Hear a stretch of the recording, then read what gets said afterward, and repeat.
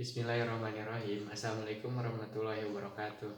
Bapak-bapak kali ibu-ibu sadaya anu kusim kuring dipihormat nanggung ti payun hayu urang sadaya manjatkeun puji sareng syukur kehadirat Allah Subhanahu wa taala.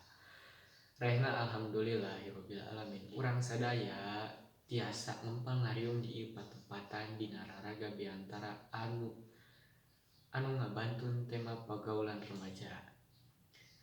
Sababaraha taun katukang mah para remaja teh henteu loba teuing kahariwangan anu jadi kolotna teh beda pisan jeung zaman kiwari. Anu beuki dieu teh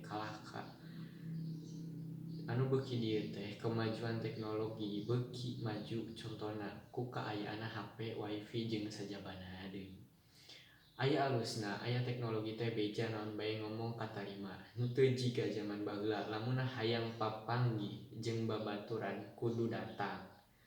Tapi ayeuna cukup ngobrol dina telepon atawa video call-an wae. Ngan aya gorengna deui lamun para rumaja teu bisa milih mana anu alus mana anu goreng matak cilaka.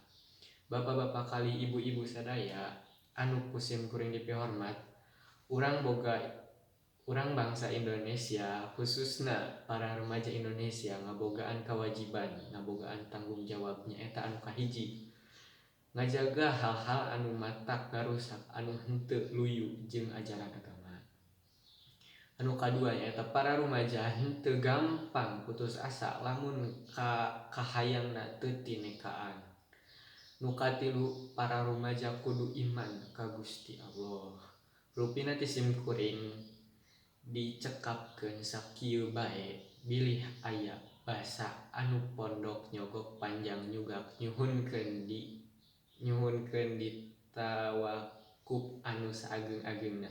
Wabillahi taufiq wal hidayah. Wassalamualaikum warahmatullahi wabarakatuh.